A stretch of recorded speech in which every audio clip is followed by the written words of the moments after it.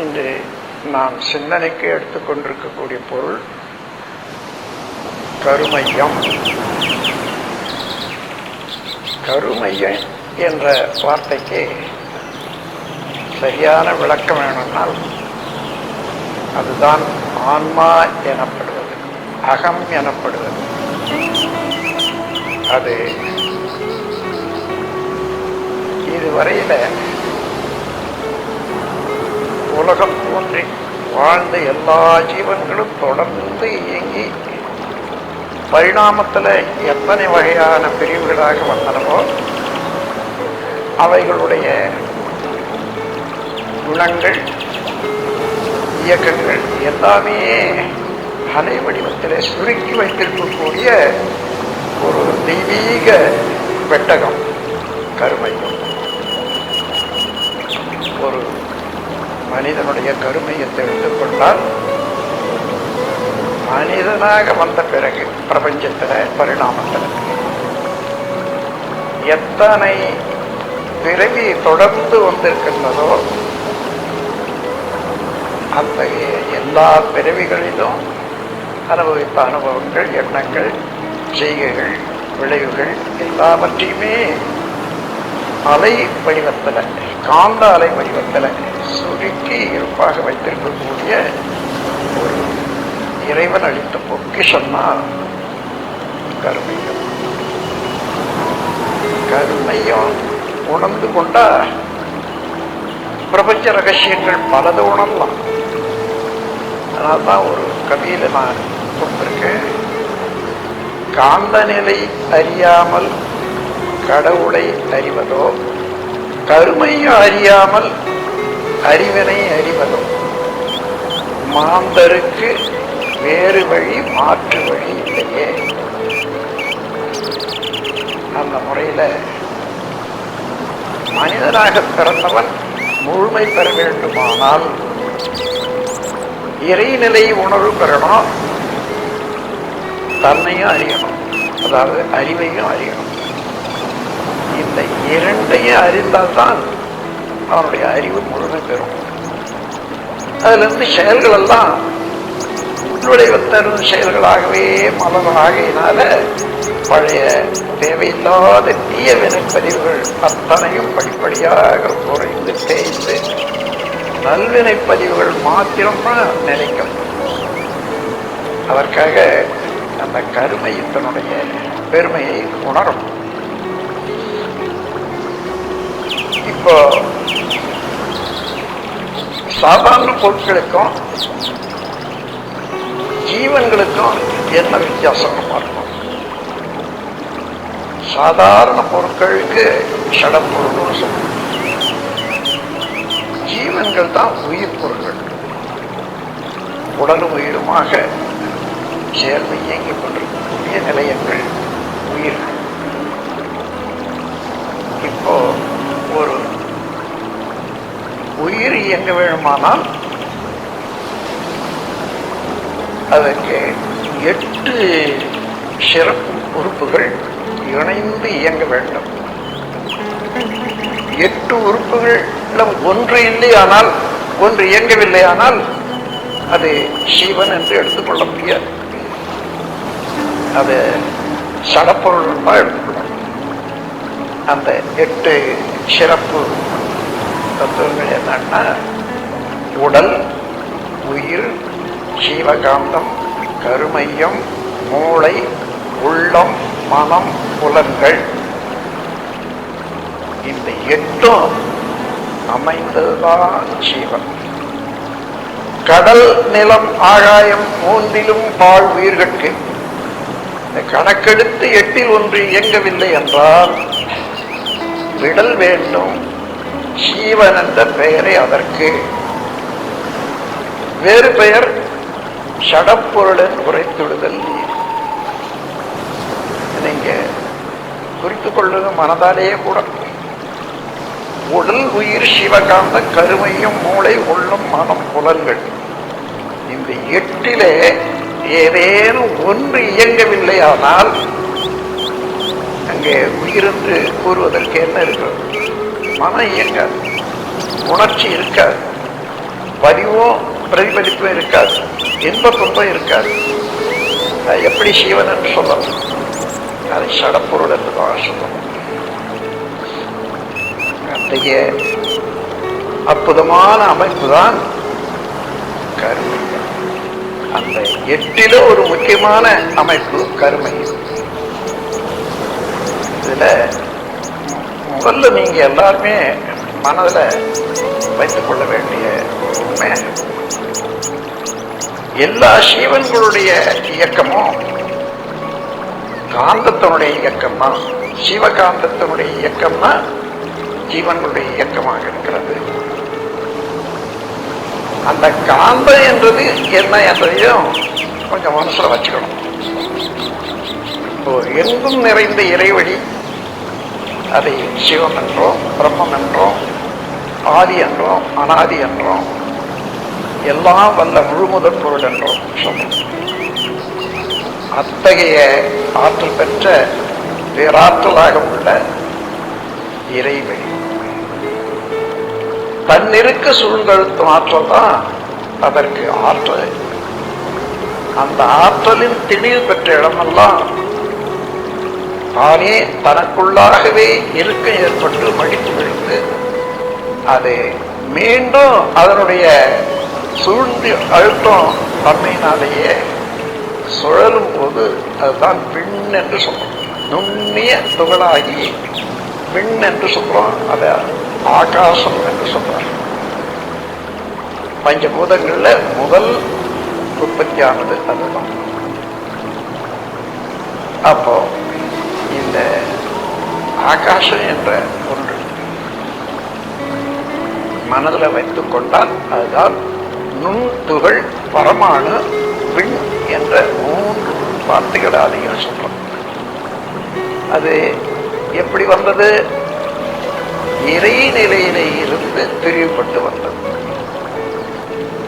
நுண்ணியக்க மூலக்கூறாக இறைநிலையினுடைய அழுத்தத்தினாலேயே, தன்னிருக்க அழுத்தத்தினாலேயே திணிவு பெற்று மடிப்பு விழுந்து மீண்டும் அதனுடைய ஆற்றலாலேயே எல்லா பக்கமும் அழுத்த சுழல் இயக்கம் வந்த போது எவ்வளவு இருக்கிறது இறைவழி, அவ்வளவுனுடைய அழுத்தமும் அது மேல வர்ற போது பேரழுத்தத்தினாலே சுருங்கி போச்சு. அதுக்கு மேல சுருங்க முடியாத அளவுல, நுண்ணிய அளவுல சுருங்கி அதுதான் பரமாணுன்னு சொல்லுவோம். அணு என்றால் நுண்ணிய மூலப்பொருள். பரமாணு என்று பரம என்ற எந்த வார்த்தை வந்தாலும் இணையற்றது. அதற்கு இணையாக இன்னொன்று போட முடியாது. அவ்வளவு சிறிய உருவம் அது. அந்த சுழற்சியிலிருந்து சூழ்ந்தழுத்தும் ஆற்றல் எல்லா பக்கமும் அழுத்தி கொண்டிருக்கிறது. விண் என்பது சுழன்று கொண்டிருக்கிறது. அங்கே சூழ்ந்தழுத்தும் ஆற்றலாக இறைநிலைக்கும் அதிலே இருந்து தோன்றிய விண் நிலைக்கு இடையே ஏற்பட்ட உரசல், ஃப்ரிக்ஷன், அதிலிருந்து வரக்கூடிய அலை எங்க போகும்? மீண்டும் அதே இறைநிலையோடு தான் சேரணும். அப்படி சேரும்போது அந்த ஆற்றல் தான் இறைநிலையில இருந்து நுண்ணிய அலையாக வந்தது விண். விண்ணின் சுழற்சியில இருந்து சிறிய அலையாக தோன்றியது காந்த அலை. அது கூட சூழ்ந்தழுத்தும் ஆற்றலால எந்த அலையும் நேராக நிற்க முடியாது, வளைந்து சுருங்கி. அப்படி சுருங்கிய போது அதுவும் சிறிய உருண்டை வடிவமாகவே ஆனதை பார்த்த ஞானிகள் அதுவும் பார்ட்டிகள் சொல்றாங்க. பார்ட்டிகள் என்றால் நுண்ணணை. பார்ட்டினால ஒரு பகுதி என்றதான் அர்த்தம். இறைநிலையினுடைய பகுதியாக வந்ததனால அந்த நுண்ணியக்க மூலக்கூறுக்கு பார்ட்டிகள் என்ற ஆங்கிலத்தில் சொல்றாங்க.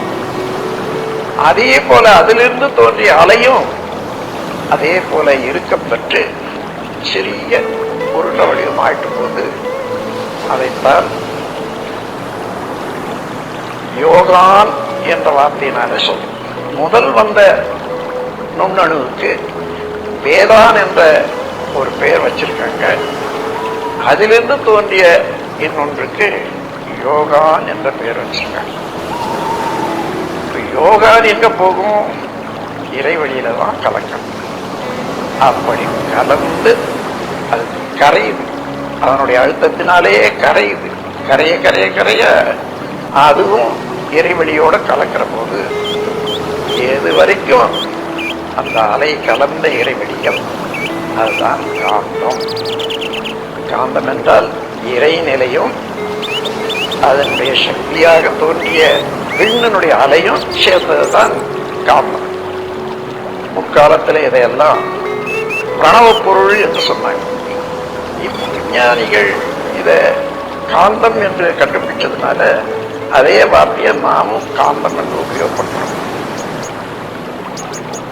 இப்போ இந்த காந்தம் உடல்ல எப்பொழுதும் உற்பத்தி ஆகிக்கொண்டே இருக்கிறது. முன்ன 8 நிகழ்ச்சிகள் சொன்னனே உடல்ல, அதாவது உயிர் உடல்ல.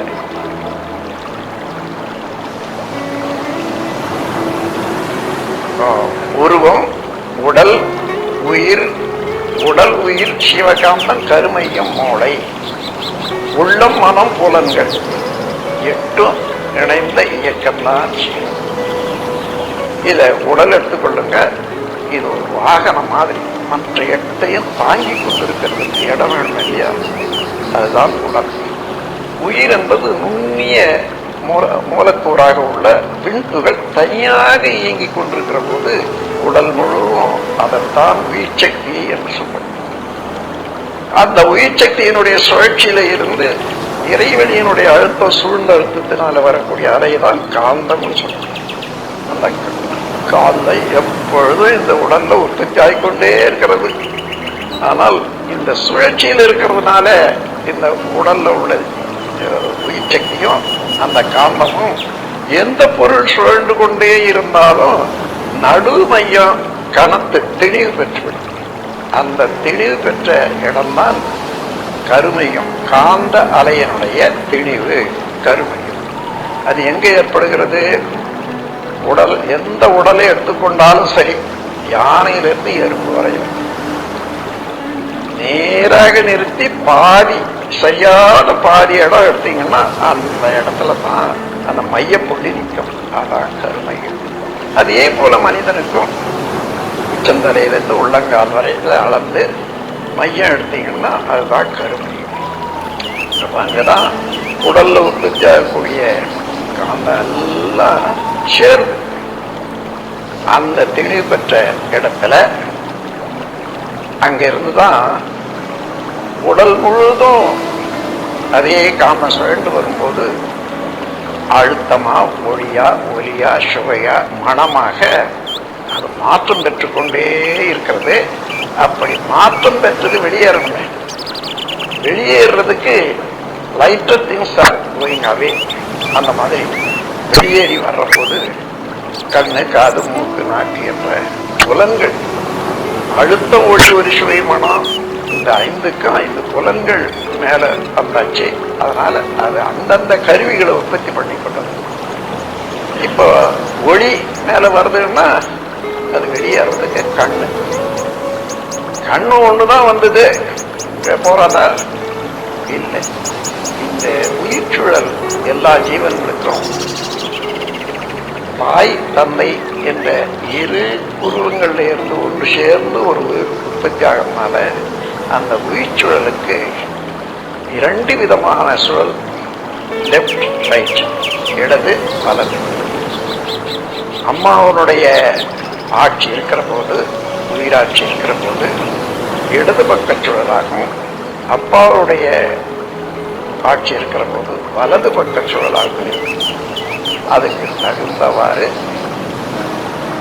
எல்லா இயக்கமும் நம்ம உடல்ல அதே போல வலப்பக்கம், இடப்பக்கம். நீங்க மூத்திரம் போய் பேஞ்சா கூட சரி, வலப்பக்கம் சுவாசம் இருக்கிற போது மூத்திரம் கூட வலப்பக்கம் சுழண்டு தான் விழும். அதே போல இடப்பக்கம் சுழண்டு விடும். இது இயற்கையினுடைய நீதி. அப்படி சுழண்டு கொண்டே வர்றதுனால என்ன,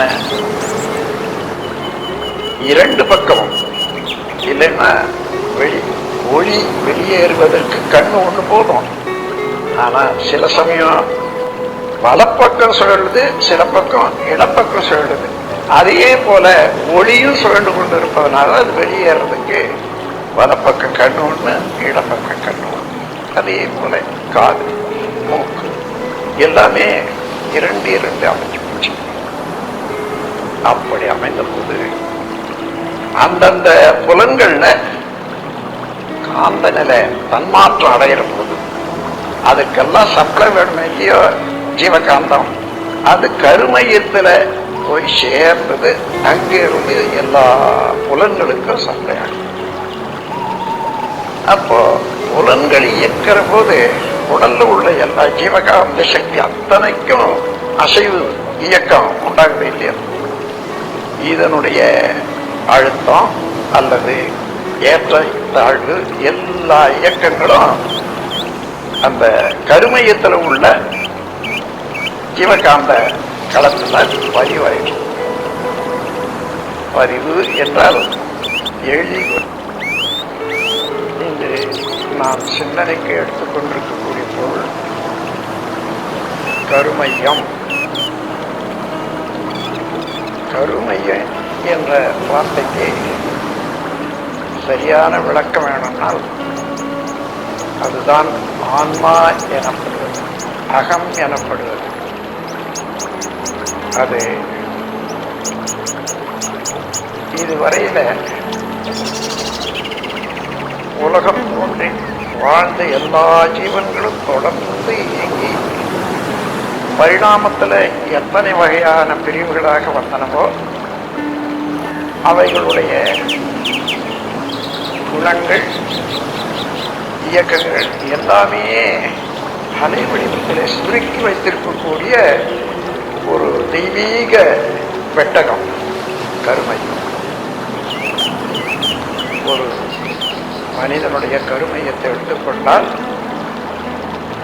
மனிதனாக வந்த பிறகு பிரபஞ்சத்தில் பரிணாமத்தில்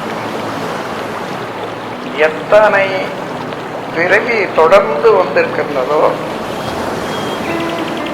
அத்தகைய எல்லா பிறவிகளிலும் அனுபவித்த அனுபவங்கள், எண்ணங்கள், செய்கைகள், விளைவுகள் எல்லாவற்றையுமே அலை வடிவத்தில், காந்த அலை வடிவத்தில் சுருக்கி இருப்பாக வைத்திருக்கக்கூடிய ஒரு இறைவன் அளித்த பொக்கிஷம்தான் கருமையம். கருமையம் உணர்ந்து கொண்டா பிரபஞ்ச ரகசியங்கள் பலது உணரலாம். அதனால்தான் ஒரு கவியில நான் கொடுத்திருக்கேன், காந்த நிலை அறியாமல் கடவுளை அறிவதோ, கருமையை அறியாமல் அறிவனை அறிவதோ, மாந்தருக்கு வேறு வழி மாற்று வழி இல்லையே. அந்த முறையில மனிதனாக பிறந்தவன் முழுமை பெற வேண்டுமானால் இறைநிலை உணர்வு பெறணும், தன்னையும் அறியணும், அதாவது அறிவையும் அறியணும். இந்த இரண்டையும் அறிந்தால்தான் அவனுடைய அறிவு முழுமை பெறும். அதுல இருந்து செயல்கள் எல்லாம் நுழைவத்தரும் செயல்களாகவே மலர் ஆகையினால பழைய தேவையில்லாத தீய வினைப்பதிவுகள் அத்தனையும் படிப்படியாக குறைந்து தேய்ந்து நல்வினை பதிவுகள் மாத்திரம்தான் நினைக்க முடியும். அதற்காக அந்த கருமையத்தினுடைய பெருமையை உணரும். இப்போ சாதாரண பொருட்களுக்கும் ஜீவன்களுக்கும் என்ன வித்தியாசம்னு பார்ப்போம். சாதாரண பொருட்களுக்கு ஷடப்பொருள்னு சொல்லுவோம். ஜீவன்கள் தான் உயிர் பொருட்கள், உடலும் உயிருமாக சேர்ந்து இயங்கிக் கொண்டிருக்கக்கூடிய நிலையங்கள் உயிர்கள். இப்போ ஒரு உயிர் இயங்க வேண்டுமானால் அதற்கு 8 சிறப்பு உறுப்புகள் இணைந்து இயங்க வேண்டும். 8 உறுப்புகள் ஒன்று இல்லையானால், ஒன்று இயங்கவில்லையானால் அது சிவன் என்று எடுத்துக்கொள்ள முடியாது. அது சடப்பொருள் தான் எடுத்துக்கணும். அந்த 8 சிறப்பு தத்துவங்கள் என்னன்னா, உடல், உயிர், ஜீவகாந்தம், கருமையம், மூளை, உள்ளம், மனம், புலன்கள். இந்த 8ம் அமைந்ததுதான் ஜீவன். கடல், நிலம், ஆகாயம் மூன்றிலும் வாழ் உயிர்கட்கு இந்த கணக்கெடுத்து 8ல் ஒன்று இயங்கவில்லை என்றால் விடல் வேண்டும். ஜீவன் என்ற பெயரை அதற்கு. வேறு பெயர் சடப்பொருடன் உரைத்துவிடுதல். நீங்க குறித்துக் கொள்வது மனதாலேயே கூட. உடல், உயிர், சிவகாந்தம், கருமையம், மூளை, உள்ளம், மனம், புலன்கள். இந்த 8லே ஏதேனும் ஒன்று இயங்கவில்லையானால் அங்கே உயிர் என்று கூறுவதற்கு என்ன இருக்கிறது? மனம் இயங்காது, உணர்ச்சி இருக்காது, பதிவும் பிரதிபலிப்பும் இருக்காது, இன்ப துன்பம் இருக்காது. எப்படி சிவன் என்று சொல்லலாம்? அதை சடப்பொருள் என்றுதான் சொல்லணும். அத்தகைய அற்புதமான அமைப்பு தான் கருமையம். அந்த 8ல ஒரு முக்கியமான அமைப்பு கருமையம். இதுல முதல்ல நீங்க எல்லாருமே மனதில் வைத்துக் கொள்ள வேண்டிய ஒரு உண்மை, எல்லா ஜீவன்களுடைய இயக்கமும் காந்தத்தினுடைய இயக்கம் தான். சிவகாந்தத்தினுடைய இயக்கம் தான் ஜீவன்களுடைய இயக்கமாக இருக்கிறது. அந்த காந்தம் என்றது என்ன என்றதையும் கொஞ்சம் மனசுல வச்சுக்கணும். இப்போ எங்கும் நிறைந்த இறைவழி, அதை சிவம் என்றோம், பிரம்மம் என்றோம், ஆதி என்றோம், அனாதி என்றோம், எல்லாம் வல்ல முழுமுதற் பொருள் என்றோம் சொல்றோம். அத்தகைய ஆற்றல் பெற்ற பேராற்றலாக உள்ள இறைவழி தன்னிருக்க சூழ்ந்தழுத்தும் ஆற்றல் தான் அதற்கு ஆற்றல். அந்த ஆற்றலின் திடீர் பெற்ற இடமெல்லாம் தானே தனக்குள்ளாகவே இருக்க ஏற்பட்டு மடிப்பு விழுந்து அது மீண்டும் அதனுடைய சூழ்ந்து அழுத்தம் தன்மையினாலேயே சுழலும் போது அதுதான் விண் என்று சொல்றோம்.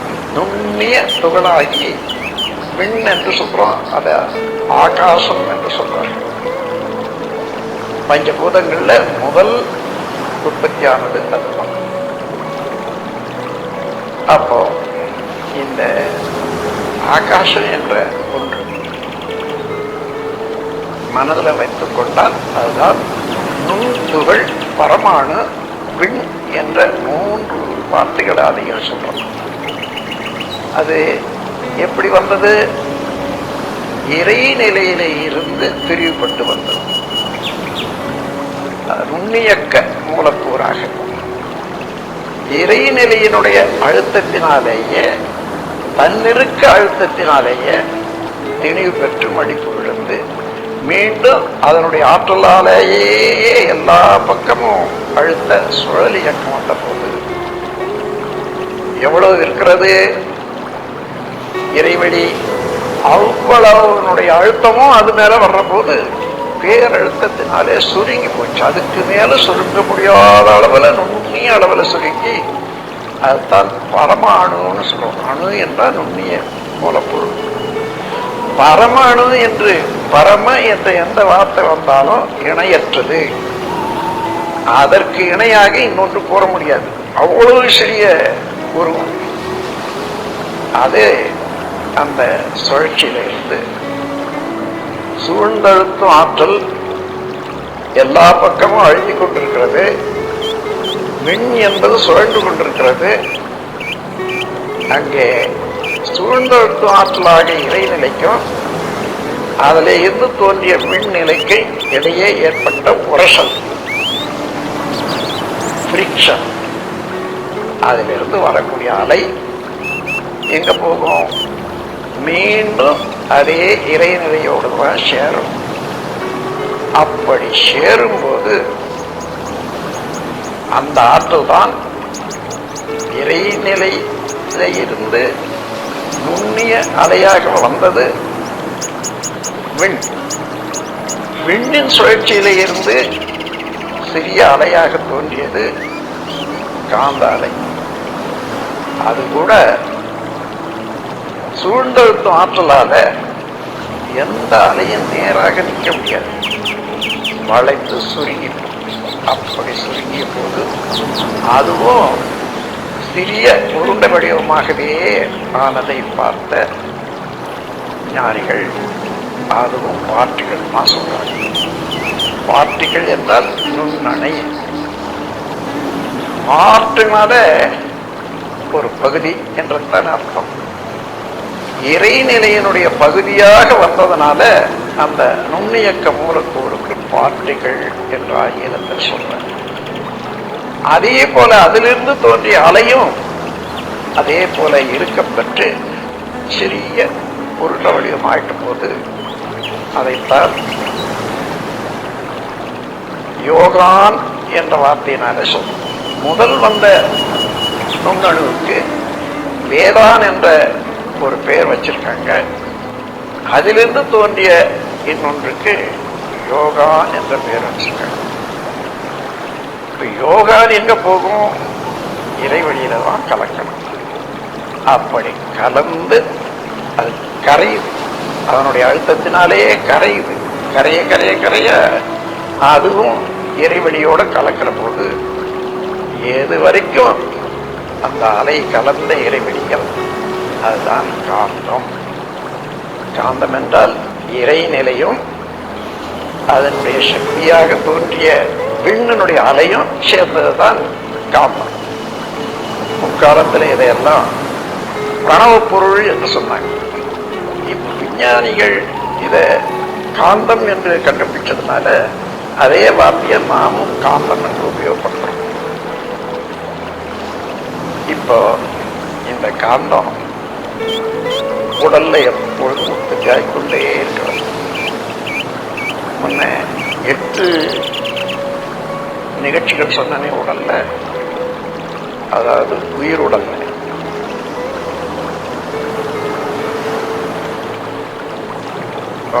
உருவம், உடல், உயிர், உடல் உயிர், சிவகாந்தம், கருமையம், மூளை, உள்ளம், மனம், புலன்கள் 8 இணைந்த இயக்கம்தான் ஜீவன். இத உடல் எடுத்துக்கொள்ளுங்க. இது ஒரு வாகனம் மாதிரி மற்ற 8ஐயும் தாங்கி கொண்டிருக்கிறதுக்கு இடம் வேணும் இல்லையா? அதுதான் உடல். உயிர் என்பது நுண்ணிய மூலக்கூறாக உள்ள விண்துகள் தனியாக இயங்கிக் கொண்டிருக்கிற போது உடல் முழுவதும் அதைத்தான் உயிர் சக்தி என்று சொல்றோம். அந்த உயிர் சக்தியினுடைய சுழற்சியில இருந்து இறைவெளியினுடைய அழுத்தம் சூழ்ந்த அழுத்தத்தினால வரக்கூடிய அலைதான் காந்தம். அந்த காந்தம் எப்பொழுதும் இந்த உடல்ல உற்பத்தி ஆகிக்கொண்டே இருக்கிறது. ஆனால் இந்த சுழற்சியில் இருக்கிறதுனால இந்த உடல்ல உள்ள உயிர் சக்தியும் அந்த காந்தமும் எந்த பொருள் சுழன்று கொண்டே இருந்தாலும் நடு மையம் கனத்து திணிவு பெற்றுவிடும். அந்த திணிவு பெற்ற இடம்தான் கருமையும். காந்த அலையினுடைய திணிவு கருமையும். அது எங்க ஏற்படுகிறது? உடல், எந்த உடலை எடுத்துக்கொண்டாலும் சரி, யானையிலிருந்து எறும்பு வரையும் நேராக நிறுத்தி பாதி, சரியான பாதி இடம் எடுத்தீங்கன்னா அந்த இடத்துலதான் அந்த மையப்புள்ளி நிற்கும். அதே போல மனிதனுக்கும் உச்சந்தலையிலிருந்து உள்ளங்கால் வரையில அளந்து மையம் எடுத்தீங்கன்னா அதுதான் கருமை.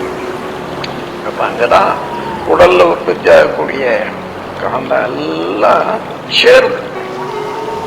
அந்த திணிவு பெற்ற இடத்துல அங்க இருந்துதான் உடல் முழுவதும் அதே காந்தம் சுழண்டு வரும்போது அழுத்தமா, ஒளியா, ஒலியா, சுவையா, மனமாக அது மாற்றம் பெற்றுக்கொண்டே இருக்கிறது. அப்படி மாற்றம் பெற்றது வெளியேறணுமே. வெளியேறதுக்கு lighter things are going away. அந்த மாதிரி வெளியேறி வர்றபோது கண்ணு, காது, மூக்கு, நாக்கு என்ற புலன்கள், அழுத்தம், ஒளி, ஒரு சுவை, மனம், இந்த 5 புலன்கள் மேல வந்தாச்சு. அதனால அது அந்தந்த கருவிகளை உற்பத்தி பண்ணி கொண்டது. இப்போ ஒளி மேல வருதுன்னா அது வெளியேறதுக்கு கண்ணு. கண்ணு ஒண்ணுதான் வந்தது போறாதா? இல்லை. இந்த உயிர்ச்சூழல் எல்லா ஜீவன்களுக்கும் தாய், தந்தை என்ற 2 உருவங்கள்ல இருந்து ஒன்று சேர்ந்து ஒரு உயிர் உற்பத்தி ஆகிறதுனால அந்த உயிர்ச்சூழலுக்கு 2 விதமான சுழல், லெப்ட், ரைட், இடது, வலது. அம்மாவனுடைய ஆட்சி இருக்கிற போது, உயிராட்சி இருக்கிற போது இடது பக்க சுழலாகும். அப்பாவுடைய ஆட்சி இருக்கிற போது வலது பக்க சுழலாகும். அதுக்கு தகுந்தவாறு எல்லா இயக்கமும் நம்ம உடல்ல அதே போல வலப்பக்கம், இடப்பக்கம். நீங்க மூத்திரம் போய் பேஞ்சா கூட சரி, வலப்பக்கம் சுவாசம் இருக்கிற போது மூத்திரம் கூட வலப்பக்கம் சுழண்டு தான் விழும். அதே போல இடப்பக்கம் சுழண்டு விடும். இது இயற்கையினுடைய நீதி. அப்படி சுழண்டு கொண்டே வர்றதுனால என்ன, 2 பக்கமும் இல்லைன்னா ஒளி வெளியேறுவதற்கு கண்ணு ஒண்ணு போதும். ஆனா சில சமயம் வலப்பக்கம் சுழலுது, சில பக்கம் இடப்பக்கம் சுழலுது. அதே போல ஒளியும் சுழண்டு கொண்டு இருப்பதனால அது வெளியேறதுக்கு வலப்பக்க கண்ணு ஒண்ணு, இடப்பக்க கண்ணு ஒண்ணு. அதே போல காது, மூக்கு எல்லாமே 2 அமைந்துச்சு.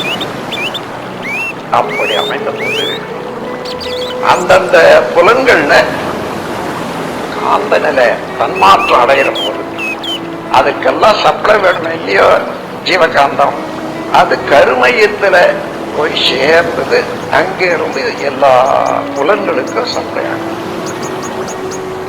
அப்போ புலன்கள் இயக்கிற போது உடல்ல உள்ள எல்லா ஜீவகாந்த சக்தி அத்தனைக்கும் அசைவு, இயக்கம் உண்டாகுது இல்லையா? இதனுடைய அழுத்தம் அல்லது ஏற்ற தாழ்வு எல்லா இயக்கங்களும் அந்த கருமையத்தில் உள்ள ஜீவகாந்த களத்துல பதிவாயிடுச்சு. பதிவு என்றால் எழுதி